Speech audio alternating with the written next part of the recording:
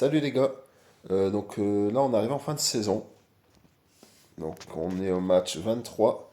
Donc maintenant on va commencer à préparer la saison suivante. Et je vais vous expliquer comment faire en sorte de bien préparer votre équipe pour la saison suivante afin de gagner tous vos matchs et tous les trophées. Donc pour préparer votre équipe, on va faire une chose qui s'appelle le top 14. Donc le top 14 au fait c'est juste la moyenne de vos 14 meilleurs joueurs.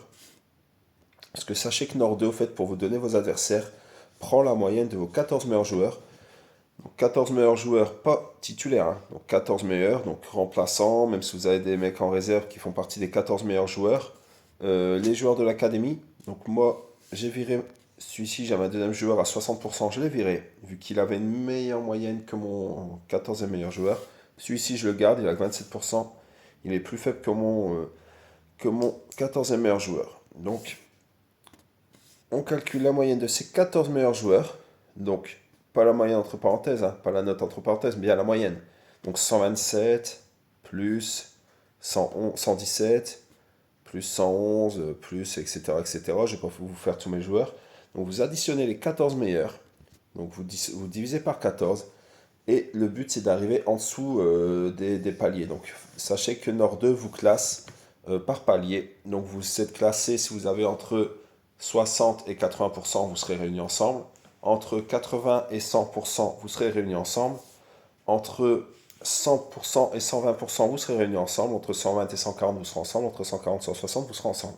Donc nous, le but, ça va être de descendre en dessous de 80%. Donc là, vous voyez, j'ai une moyenne générale, donc sur mes titulaires, mais en titulaire, mon équipe de 98,3%. Et si je fais mon top 14, actuellement, je suis à 93,6%. Donc moi, mon objectif, ça va être de descendre en dessous des 80. Si je descends en dessous des 80, la saison prochaine, j'aurai des adversaires qui avaient cette saison entre 60 et 80%. Donc s'ils font pas le top 14, généralement la moyenne de leur équipe est quasiment équivalente à celle du top 14. Donc moi j'ai 98 et je vais me retrouver avec des équipes qui auront entre 60 et 80.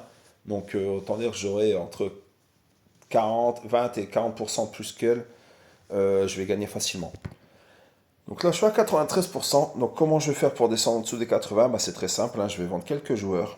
Donc pour mon gardien, 28 ans, 88. La saison prochaine, il va perdre 20%, il va se retrouver à 68. Je peux largement trouver mieux en début de saison. Donc je vais le revendre. DMC, pareil, j'avais acheté un petit DMC pour me faire la saison là. J'avais pas payé cher, 400 000. Je vais le revendre. Et ensuite, je vais revendre tous mes remplaçants. Donc là, vous voyez, donc j'en ai déjà mis en vente. J'en ai déjà vendu quelques-uns. Là, j'en ai deux qui partent à la retraite. Je vais les virer. Si vous avez des joueurs qui partent en retraite, pareil, virez-les. Si on dans votre top 14. Sinon, ils vont vous niquer votre top 14. Donc là, je vais vendre tous mes remplaçants. Et à la place, j'ai acheté des joueurs. 41%. 45, vous voyez, que des joueurs entre 40 et 45. 44. 46. 41. 42, vous voyez. 40. Donc ça va devenir mes remplaçants. Et eux, ils vont avoir des notes plus faibles que mes remplaçants actuels. Hein. Ouais, 67. 71. 64. Vous voyez, donc ils ont des notes plus faibles que mes titulaires actuels, donc de mes remplaçants actuels. Donc une fois que j'aurai vendu tous mes remplaçants, j'aurai des remplaçants que je viens d'acheter là, qui sont actuellement en moral parfait, en or là, qui auront 40%, 45%. Donc eux vont faire descendre mon top 14. Donc moi, pour mon top 14, donc j'ai mon titulaire, donc je vais revendre mon gardien, mon DMC. Donc j'aurai plus que 9 bons joueurs. Et après, j'aurai 5 joueurs à 40%, entre 40 et 45. Donc grâce à ça, je vais réussir à descendre en dessous des 80% de top 14. Et la saison prochaine, j'aurai juste à me racheter un petit gardien, un petit DMC. Et je vais retrouver une bonne équipe aux alentours des 90% en début de saison.